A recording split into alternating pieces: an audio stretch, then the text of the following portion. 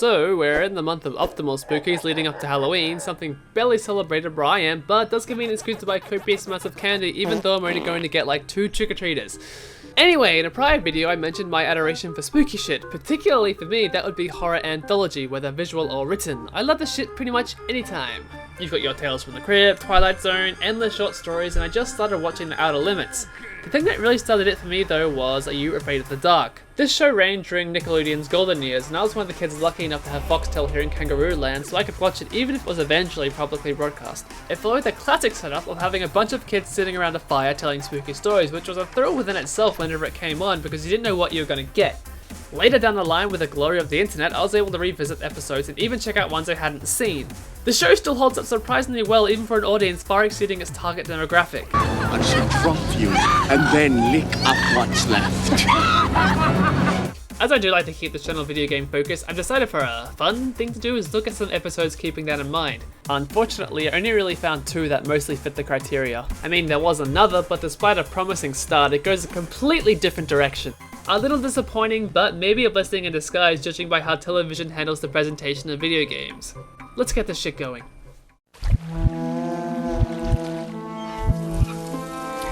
If there's 2 things you'll remember from this show, it'll be this scary motherfucker from the Tale of Dead Man's Float, and the intro, which sets the tone quite well.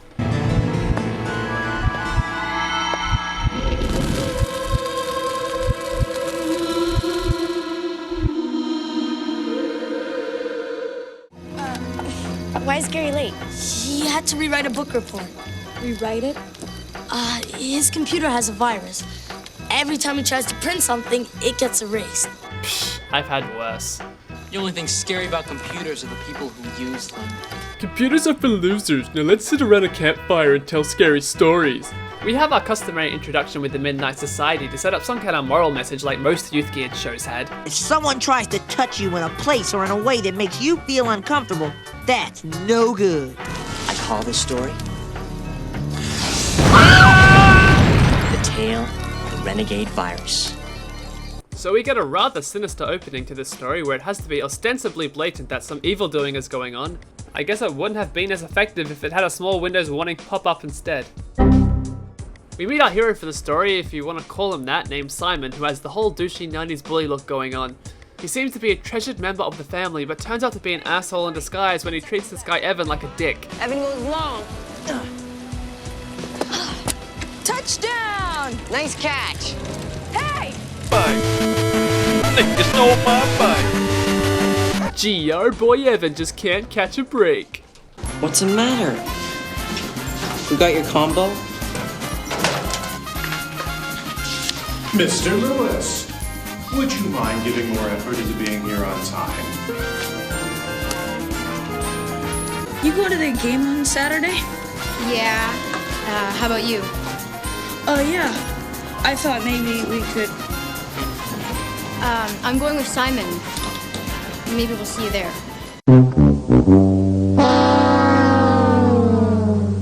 You like payback? We'll just wait, Mr. Everything. Lucky this takes place in Canada and not the US, so this could have gone really bad. Anyway, turns out Simon and Evan have been waiting to try out a computer game that this entirely normal gentleman named Poe has been working on. So, how do I play? Are you familiar with virtual reality? Virtual reality? It's like you're... Poe demonstrates his impeccable decision-making skills when he finds a problem with this game that taps directly into your brain and could cause irreparable damage to your mind. Not only does he still go through with testing it, but leaves Evan in charge of monitoring while he leaves the room entirely. Typically, a show like this isn't going to fork out cash for state-of-the-art computer graphics, so they just reuse sets from reality in this virtual world and go with it from there. I've made a breakthrough that surpasses any known program. Oh, how convenient. Weird shit starts happening as you'd expect, and they actually do a decent job of making it genuinely creepy. Dad? Either I'm dreaming or something real strange is going on. Well, son, you're not dreaming. So, I guess that leaves us with something strange. Oh God! Oh Jesus Christ! Is the villain of the episode, literally a personification of a virus. Look, he even has a ram stick glued to his suit. He tells Simon that he's going to escape via Simon's brain into reality so he can do some Real damage.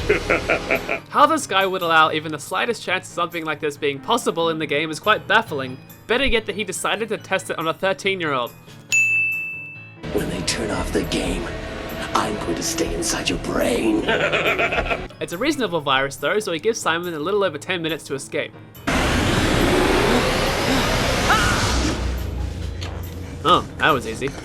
Okay, it's no surprise that he's actually still in the game, and Evan finally seizes the opportunity he's been waiting for to emasculate him. What's the matter? Forgot your combo?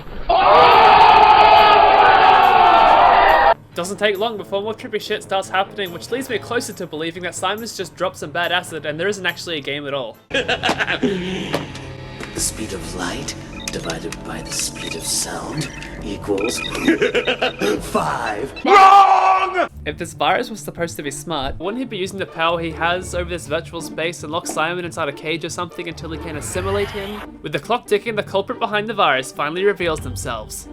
Evan, how can that be? I guess some props are in order though for being able to program a sentient silver midget. It's amazing what they taught kids in the 90s. So Simon's time is running out as the virus draws closer and...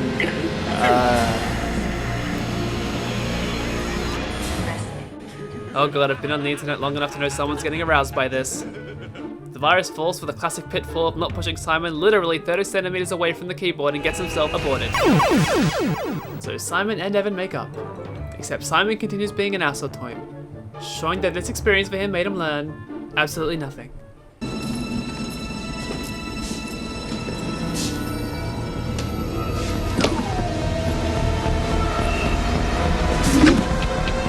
Okay, I don't even want to try and think about how that makes any sense. Leave the moral on me. No matter how bad a thing Evan did, Simon always forgave him. I don't think I would have taken essentially almost being murdered as well as Simon did. But that's just me. Tale of the Renegade virus is up there with the greats of Are You Afraid of the Dark, has several creepy sequences, a pretty terrifying villain, and the kind of atmosphere you'd expect from a show like this.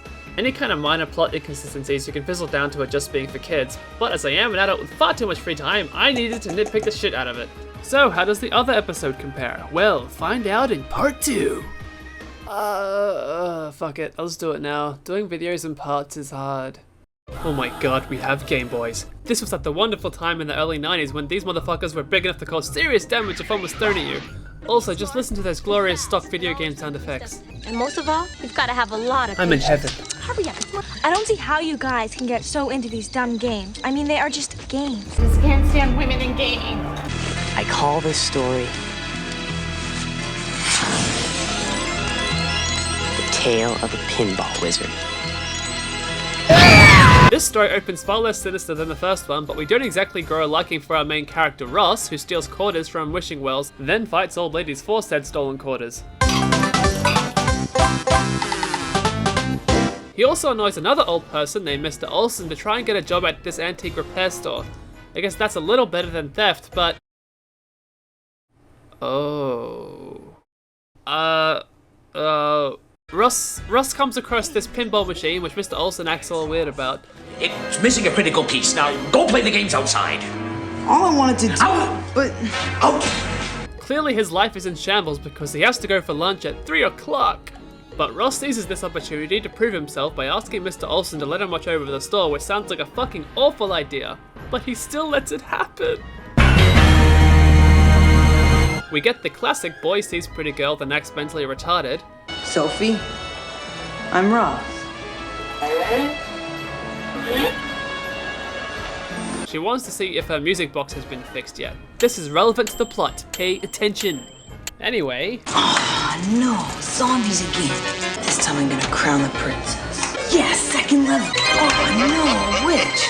Where'd she come from? What the fuck is he actually playing? There's like levels and different enemies and weapons and shit. I thought it was just supposed to be pinball. Is this even possible? My immersion is ruined. Third level. Got the crown, got the throne. Where's the princess? Oh, come on. So it looks like Ross has been playing the game so long that the shop has closed and now it's nighttime. However, this is where the weird shit starts happening, which could honestly be the synopsis for half the episodes of this show. Looks like he's been trapped at a living statue convention, but they're afraid of water, just like the game Ross was playing. Oh, and then Sophie shows up and gives him a key. Ross has already had a better gameplay experience than Simon did, so it looks like some kind of ancient magic trumped over computer technology.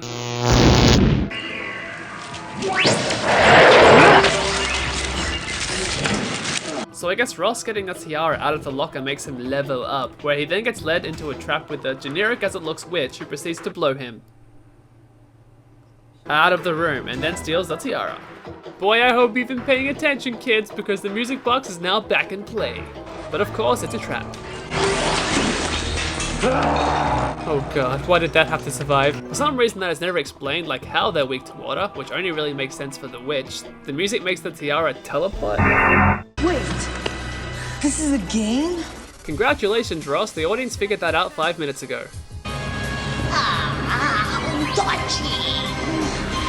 The marbles! Use the marbles! Use the fucking mace! So this guy with the eye patch is like the main baddie, I guess. Never really stated what he is. In the credits he's just called Sheriff, and sure, that'll do. I remember this. It's the pinball game. We know, Ross! The music box, which is also a throne. Did I mention that? God, this episode has far too many plot details. The last one was much easier. It's so dense, every single image has so many things going on.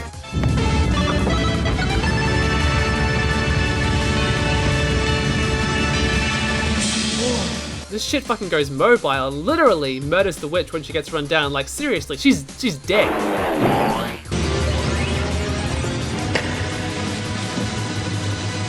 Going down.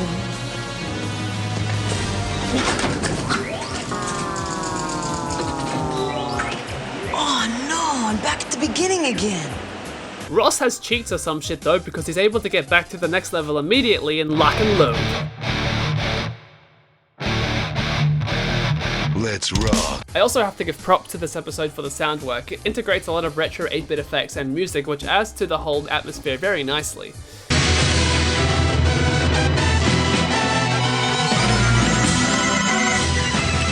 Freeze! Probably for the best, that shit was too big anyway.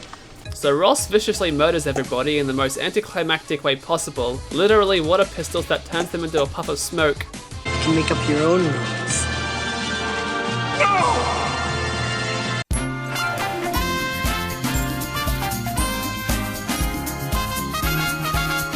You are out of here. Really?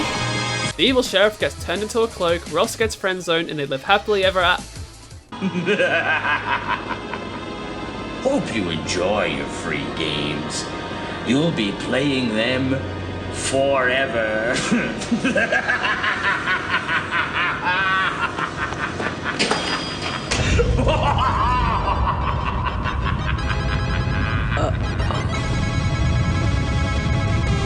When Ross saw that ball, he knew that he would never get out.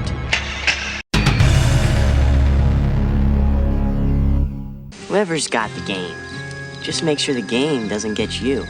What kind of shitty moral is that? Were they trying to have a metaphor for video game addiction in the motherfucking 90s? Tale of the Pinball Wizard is also an episode a lot of the fans of the show will probably remember. It's not really as horror driven as Tale of the Renegade Virus, but creates a nice atmosphere mostly through the strong sound work. If I had to pick a favourite of the two, I'd probably go with Renegade Virus just because of the villain and effective creepy sequences. Not to say I dislike Pinball Wizard, I certainly don't, but due to time constraints of each episode, it leaves a lot to be explained, even for a kids show. Props to it though for not having a happy ending, and unsurprisingly it's not even one of the worst outcomes for a character in this show. Having dark themes like this takes balls when it's so youth-geared. So that concludes the Halloween Spooktakular for this year. Yes, I do know there actually was a game for Are You Afraid of the Dark called Tale of Orpheus Curse for MS-DOS. Despite my best attempts, I didn't have the intellectual capacity to get this thing to work on DOS blocks, but I did watch a complete playthrough. It's a point-and-click adventure game using both full motion video, stills, and computer graphics. To be honest, I didn't have a lot of experience with these sort of games growing up, but it looks like something I'd certainly enjoy. I may have a deeper look at it down the line when my brain functions a little more optimally. But I honestly can't see that ever happening.